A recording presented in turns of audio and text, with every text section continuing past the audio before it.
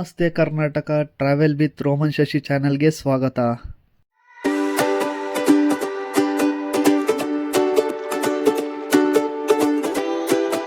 ಬೆಂಗಳೂರಿನಿಂದ 30 ಕಿಲೋಮೀಟರ್ ದೂರದಲ್ಲಿರೋ ತುಂಬ ಪೌರಾಣಿಕ ಹೊಂದಿರುವಂಥ ಪ್ರಸಿದ್ಧವಾದ ದೇವಾಲಯಕ್ಕೆ ಹೋಗುತ್ತಿದ್ದೀವಿ. ಇದು ಇರೋದು ಬೆಂಗಳೂರಿಂದ 30 ಕಿಲೋಮೀಟರ್ ಇರುವ ಬೆನ್ನರ್ಘಟ್ಟದಲ್ಲಿ ದೇವಾಲಯ ಜೊತೆಗೆ ಟ್ರೆಕ್ಕಿಂಗ್ ಸ್ಪಾಟ್, ಝೂ ಮತ್ತು ಸಫಾರಿ ಎಲ್ಲವನ್ನು ಒಂದೇ ಜಾಗದಲ್ಲಿ ನೋಡಬಹುದು. ಈ ಪ್ಲೇಸ್ ಫ್ಯಾಮಿಲಿ ಮತ್ತೆ ಫ್ರೆಂಡ್ಸ್ ಜೊತೆ ಪರ್ಫೆಕ್ಟ್ ವೀಕೆಂಡ್ ಸ್ಪಾಟ್ ಅಂತಾನೆ ಹೇಳ್ಬಹುದು. ಬನ್ನಿ ಫ್ರೆಂಡ್ಸ್, ಬನ್ನೇರ್ಘಟ್ಟದಲ್ಲಿ ಯಾವ್ಯಾವ ಪ್ಲೇಸ್ ಇದೆ, ಎಷ್ಟು ಕಿಲೋಮೀಟರ್ ಇದೆ ಒಂದೊಂದು ಪ್ಲೇಸ್ಗೆ ಅಂತ ತಿಳಿಸ್ಕೊಡ್ತೀನಿ. ವಿಡಿಯೋನ ಸ್ಟಾರ್ಟ್ ಮಾಡೋಕ್ಕಿಂತ ಮುಂಚೆ ನಮ್ಮ ಚಾನಲ್ಗೆ ಯಾರೆಲ್ಲ ಸಬ್ಸ್ಕ್ರೈಬ್ ಮಾಡ್ಕೊಂಡಿಲ್ಲೋ ಮಾಡ್ಕೊಳ್ಳಿ.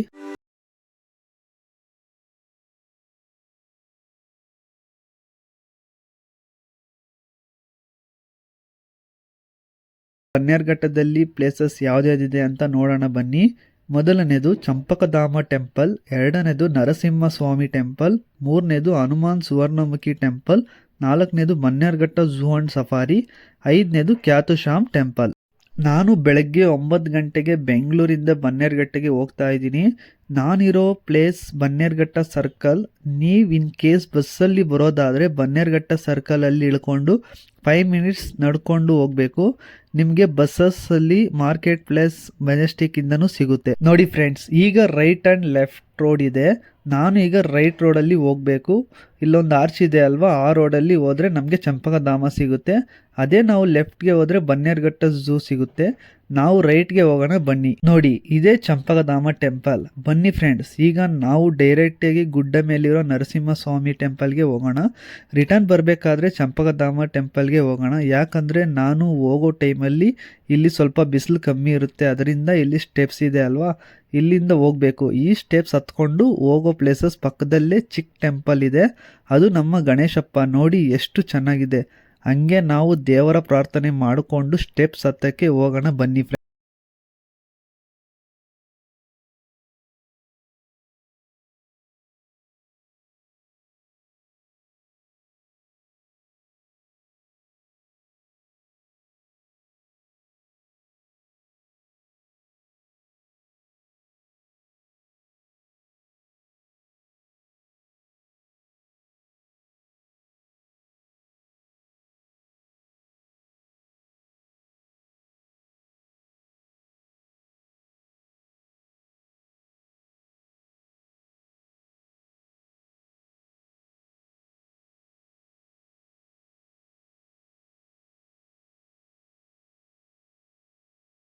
ಹತ್ಕೊಂಡು ಹೋಗ್ತಾ ಇದ್ದೀನಿ. ಬರೀ 200 ಸ್ಟೆಪ್ಸ್ ಇರುತ್ತೆ.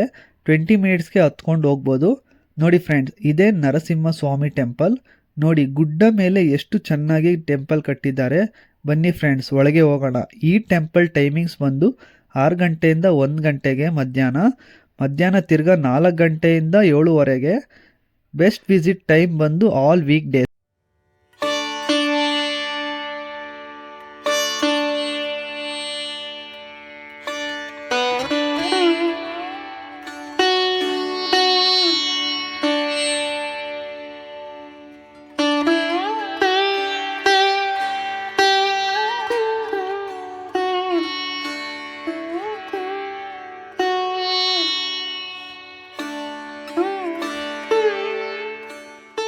ಮತ್ತೆ ಈಗ ಫ್ರೆಂಡ್ಸ್, ಇಲ್ಲಿ ವ್ಯೂ ಮಾತ್ರ ಸಖತ್ತಿರುತ್ತೆ. ಈ ವ್ಯೂನ ನೋಡಿಕೊಂಡು ನಾವು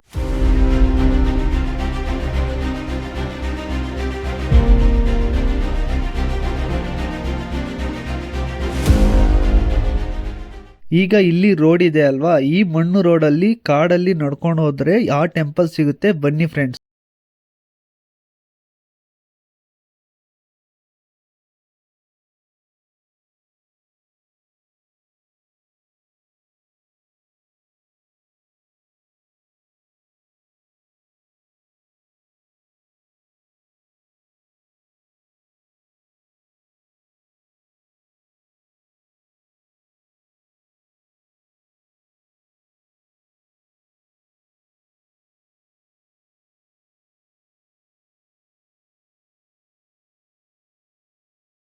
ಟ್ರೀಸ್ ಇರುತ್ತೆ, ಇಲ್ಲಿ ಫೋಟೋಸ್ ಅಂಡ್ ವಿಡಿಯೋ ಶೂಟ್ ಮಾಡ್ಕೊಂಡ್ರೆ ಚೆನ್ನಾಗಿರುತ್ತೆ.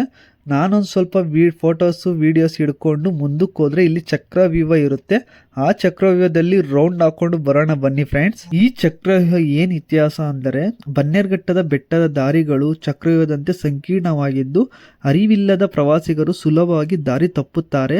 ಸ್ಥಳೀಯರು ಹೇಳುವ ಪ್ರಕಾರ ಈ ಗುಡ್ಡ ಮಾರ್ಗದರ್ಶನವಿಲ್ಲ ಹೋದರೆ ಚಕ್ರವ್ಯೂಹದಂತೆ ಹೊರಬರಲು ಕಷ್ಟಪಡಬೇಕಾಗುತ್ತದೆ. ಇದು ಅರಣ್ಯ ಗಾಂಭೀರ್ಯ ಮತ್ತು ವನ್ಯಜೀವಿಗಳ ಸಂರಕ್ಷಣೆ ಮಹತ್ವವನ್ನು ಸೂಚಿಸುತ್ತದೆ.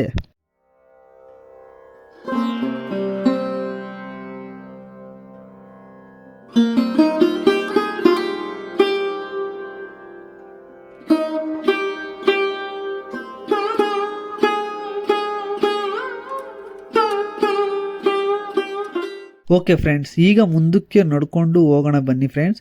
ನೋಡಿ ಫ್ರೆಂಡ್ಸ್, ಇಲ್ಲಿ ಶಿವಲಿಂಗ ಇದೆ, ಬಿಳಿಯ ಶಿವಲಿಂಗ. ಇದು ಎಷ್ಟು ಚೆನ್ನಾಗಿದೆ ನೋಡಿ. ಮತ್ತೆ ಇಲ್ಲಿ ಸಾಧು ಸಂತರು ಇಲ್ಲಿ ಜೀವ ಸಮಾಧಿ ಆಗಿದ್ರು, ನಾವು ಇಲ್ಲಿ ನೋಡಬಹುದು. ಹಂಗೆ ಸ್ವಲ್ಪ 100 ಮೀಟರ್ಸಲ್ಲಿ ನಮ್ಮ ಡೆಸ್ಟಿನೇಷನ್ ಅಂದರೆ ಸುವರ್ಣಮುಖಿ ಕಲ್ಯಾಣ ಕಾಣಿಸ್ತಿದೆ ನೋಡಿ ಫ್ರೆಂಡ್ಸ್.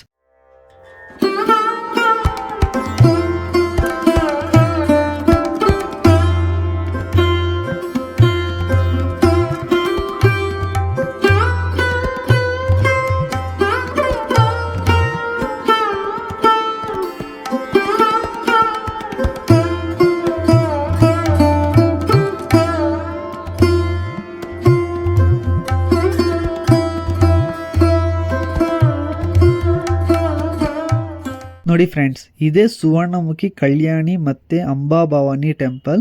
ಇದರ ಇತಿಹಾಸ ಏನೆಂದರೆ, ಈ ಕಲ್ಯಾಣಿಗೆ ನೀರಿನ ಚಿಕಿತ್ಸೆ ಶಕ್ತಿ ಇದೆ ಎಂದು ಇಲ್ಲಿ ನಂಬಲಾಗುತ್ತದೆ. ಇಲ್ಲಿ ಸ್ನಾನ ಮಾಡಿದರೆ ಹಲವಾರು ರೋಗಗಳು ಗುಣಮುಕ್ತವಾಗುತ್ತದೆ ಎಂದು ಸ್ಥಳೀಯರು ಹೇಳುತ್ತಾರೆ.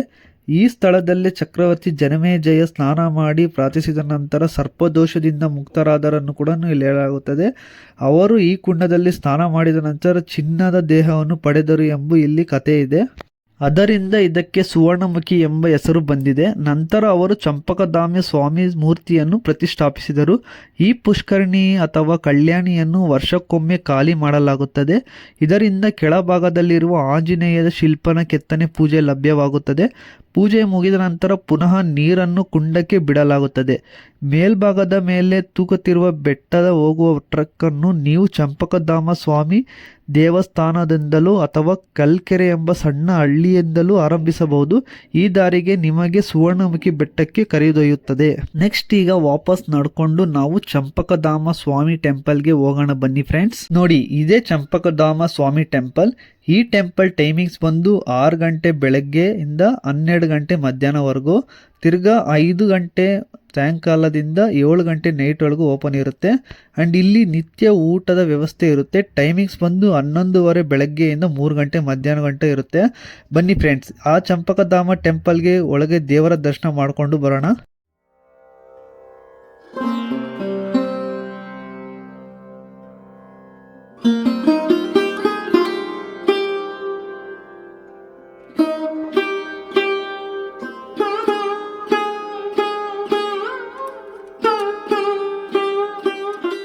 ಈ ಟೆಂಪಲ್ನ ಇತಿಹಾಸ ತಿಳ್ಕೊಂಡು ಬರೋಣ ಬನ್ನಿ ಫ್ರೆಂಡ್ಸ್. ಬನ್ನೇರುಘಟ್ಟ ನರಸಿಂಹಸ್ವಾಮಿ ದೇವಾಲಯದ ಇತಿಹಾಸವು ಪ್ರಾಚೀನ ಕಾಲದಿಂದಲೂ ಇದೆ. ಇದು ಹಿಂದೆ ಚಂಪಕ ವೃಕ್ಷಗಳ ವನವಾಗಿದ್ದು, ಚಂಪಕಧಾಮ ಪ್ರದೇಶದಲ್ಲಿ ತ್ರೇತಾಯುಗದ ಶ್ರೀರಾಮ ಹಾಗೂ ಕೃಷ್ಣ ದೇವಾಲಯಗಳನ್ನು, ನಂತರ ಪಾಂಡವರು ಈ ದೇವಾಲಯವನ್ನು ಸ್ಥಾಪಿಸರು ಎಂದು ನಂಬಲಾಗುತ್ತದೆ. ಪ್ರಸ್ತುತ ದೇವರು ಚಂಪಕಧಾಮ ಸ್ವಾಮಿ ನಾರಾಯಣ ಮತ್ತು ದೇವಾಲಯ ಸ್ಥಳವು ಮಹಾತ್ಮರ ತಪಸ್ಸು ಮಾಡಿದ ಪವಿತ್ರ ಭೂಮಿಯಾಗಿದೆ. ಚಂಪಕಧಾಮ ಸ್ವಾಮಿ ದೇವಸ್ಥಾನ ಬಂಡೆಗಳ ಮೇಲೆ ಕೆತ್ತಲಾದ ಮೆಟ್ಟಲುಗಳು, ಸರಣಿಗಳು ನಿಮ್ಮನ್ನು ದೇವಾಲಯದೊಳಗೆ ಕರೆದೊಯ್ಯುತ್ತದೆ. ದೇವಾಲಯದ ಇತಿಹಾಸವು 12ನೇ ಶತಮಾನ ಹಿಂದಿನದು. ಇದು ಕಂಡುಬಂದರೆ ಶಾಸನದ ಈ ರಚನೆಯಲ್ಲಿ ಕ್ರಿಸ್ತಶಕ 1257ರಲ್ಲಿ ನಿರ್ಮಿಸಲಾಗಿದೆ ಎಂದು ಅಂಶವನ್ನು ಸೂಚಿಸುತ್ತದೆ. ನೀವು ದೇವಾಲಯದ ಪ್ರಸಿದ್ಧವಾಗಿದ್ದ ತಕ್ಷಣ ಇದರ ಪರಿಣಾಮ ನೀವು ಶಾಸನದಲ್ಲಿ ಕಾಣಬಹುದು. ಈ ದೇವಸ್ಥಾನವು ಚಂಪಕಧಾಮ ಸ್ವಾಮಿ ಎಂದು ಕರೆಯಲ್ಪಡುತ್ತದೆ.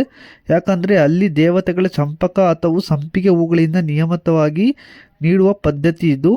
ಅದೇ ದೇವಸ್ಥಾನದಲ್ಲಿ ಲಕ್ಷ್ಮೀ ದೇವಿಯ ವಿಗ್ರಹವಿದೆ. ಈ ದೇವಾಲಯವು ದ್ರಾವಿಡ ಶೈಲಿಯಲ್ಲಿ ನಿರ್ಮಿಸಲ್ಪಟ್ಟಿದ್ದು ಹೊಯ್ಸಳರ ಕಾಲದಲ್ಲಿ ನಿರ್ಮಿಸಲಾಗಿದೆ ಎಂದು ನಂಬಲಾಗಿದೆ. ದೇವಾಲಯವು ಸುಂದರವಾದ ಆದರೆ ಬೃಹತ್ ಗೋಪುರದೊಂದಿಗೆ ನಿಮ್ಮನ್ನು ಸ್ವಾಗತಿಸುತ್ತದೆ.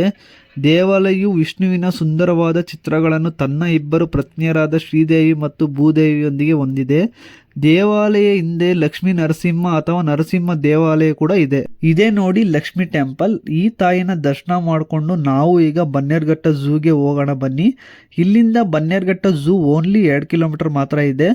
ಬನ್ನಿ ಬನ್ನೇರುಘಟ್ಟ ಝೂ ಅಲ್ಲಿ ಏನೇನಿದೆ ಅಂತ ನೋಡ್ಕೊಂಡು ಬರೋಣ. ನೋಡಿ ಫ್ರೆಂಡ್ಸ್, ಇದೇ ಬನ್ನೇರುಘಟ್ಟ ಝೂ. ಇಲ್ಲಿ ಟೈಮಿಂಗ್ಸ್ ಬಂದು ಝೂ ಪಾರ್ಕ್ಗೆ 9:30 ಬೆಳಗ್ಗೆಯಿಂದ 5 ಗಂಟೆ ಸಾಯಂಕಾಲವರೆಗೂ ಇರುತ್ತೆ. Safari, tiger, lion place etcetera ಬಂದು ನಿಮಗೆ 10 ಗಂಟೆ ಬೆಳಗ್ಗೆಯಿಂದ 4:30 ಸಾಯಂಕಾಲವರೆಗೂ ಇರುತ್ತೆ. ಇಲ್ಲಿ ಬಟರ್ಫ್ಲೈ ಪಾರ್ಕ್ ಕೂಡ ಇದೆ. ಇದು ಬಂದು 9:30 ಬೆಳಗ್ಗೆಯಿಂದ 5 ಗಂಟೆ ಸಾಯಂಕಾಲವರೆಗೂ ಇರುತ್ತೆ. ಬೋಟಿಂಗ್ ಬಂದ್ಬಿಟ್ಟು ನಿಮಗೆ 9:30 ಬೆಳಗ್ಗೆಯಿಂದ 5 ಗಂಟೆ ಸಾಯಂಕಾಲವರೆಗೂ ಇರುತ್ತೆ. ಇಲ್ಲಿ ಎಷ್ಟೆಷ್ಟು ಪ್ರೈಸ್ ಇದೆ ಅಂತ ತಿಳ್ಕೊಳ್ಳೋಣ ಬನ್ನಿ. General entry zoo plus butterfly ಪಾರ್ಕ್ಗೆ ನಿಮಗೆ 170 ರೂಪಾಯಿ ಆಗುತ್ತೆ ಅಡಲ್ಟ್ಸ್ಗೆ. ಚಿಲ್ಡ್ರನ್ಸ್ಗಾದರೆ 30 ರೂಪಾಯಿ ಆಗುತ್ತೆ. ಸೀನಿಯರ್ ಸಿಟಿಸನ್ಗೆ 30 ರೂಪಾಯಿ ಆಗುತ್ತೆ. Safari cost separate plus combo ಕೂಡ ಇದೆ. AC ಬಸ್ಗೆ ನಿಮಗೆ 500 ರೂಪಾಯಿ ಅಡಲ್ಟ್ಗಾಗುತ್ತೆ, 300 ರೂಪಾಯಿ ಚಿಲ್ಡ್ರನ್ಸ್ ಆಗುತ್ತೆ. ನಾನ್ AC ಸಫಾರಿ ಅವರಿಗೆ 260 ರೂಪಾಯಿ ಅಡಲ್ಟ್ಗಾಗುತ್ತೆ, 130 ರೂಪಾಯಿ ಚಿಲ್ಡ್ರನ್ಸ್ಗಾಗುತ್ತೆ. ಜೀಪ್ ಸಫಾರಿ ಕಾಂಬೋ ಕೂಡ ಇರುತ್ತೆ. 2500 4 ಸೀಟರ್ಗೆ, 4000 8 ಸೀಟರ್ಗೆ, including zoo, safari, butterfly park, camera ಇರುತ್ತೆ.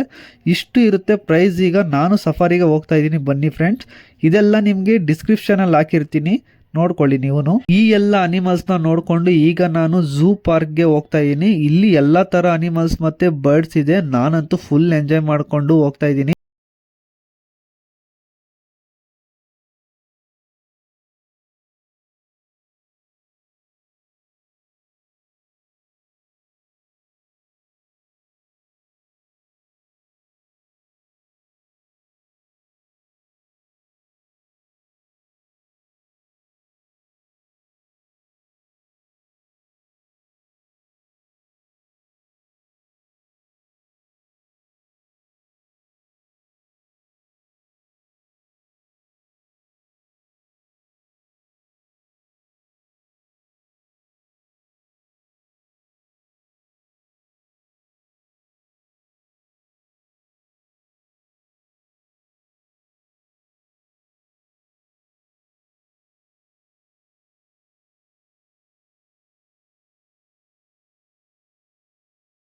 ಈ ಬನ್ನೇರುಘಟ್ಟ ಝೂ ಪ್ಲೇಸ್ ಸಫಾರಿ ಎಲ್ಲ ಮುಗಿಸ್ಕೊಂಡು ಪಕ್ಕದಲ್ಲೇ ಇರುವ ಕ್ಯಾತು ಶ್ಯಾಮ್ ಟೆಂಪಲ್ಗೆ ಹೋಗ್ತಾ ಇದ್ದೀನಿ ನೋಡಿ ಫ್ರೆಂಡ್ಸ್. ಇದೇ ಕ್ಯಾತು ಶ್ಯಾಮ್ ಟೆಂಪಲ್. ಇಲ್ಲಿ ಬಂದು ರಾಧಾಕೃಷ್ಣ, ತಿರುಪತಿ ತಿಮ್ಮಪ್ಪ, ಕ್ಯಾತು ಶ್ಯಾಮ್, ರಾಮ, ಲಕ್ಷ್ಮಣ, ಸೀತೆ ಆ್ಯಂಡ್ ಹನುಮ ಕೂಡ ಇದ್ದಾರೆ ಇಲ್ಲಿ.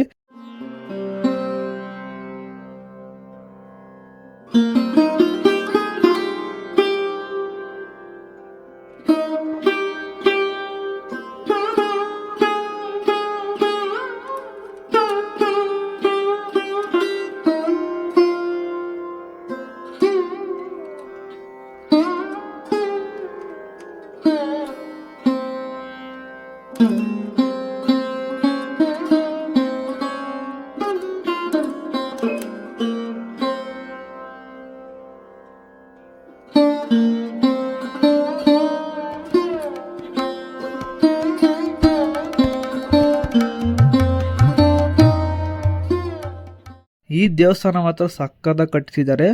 ನಾನು ಇಲ್ಲಿ ಎಲ್ಲ ದೇವ್ರ ದರ್ಶನ ತಗೊಂಡು ಆ್ಯಂಡ್ ದೇವರ ಆಶೀರ್ವಾದ ತಗೊಂಡು ಮನೆಗೆ ಹೋಗ್ತಾ ಇದ್ದೀನಿ. ಓಕೆ ಫ್ರೆಂಡ್ಸ್, ಈ ವಿಡಿಯೋ ಯಾರಿಗೆಲ್ಲ ಇಷ್ಟ ಆಯಿತೋ ಲೈಕ್, ಶೇರ್ ಆ್ಯಂಡ್ ಸಬ್ಸ್ಕ್ರೈಬ್ ಮಾಡಿ. ಹಾಗೆ ಇದೇ ರೀತಿ ನಮ್ಮ ಚಾನಲ್ಗೆ ಸಪೋರ್ಟ್ ಮಾಡೋದನ್ನು ಮರಿಬೇಡಿ. Thank you friends.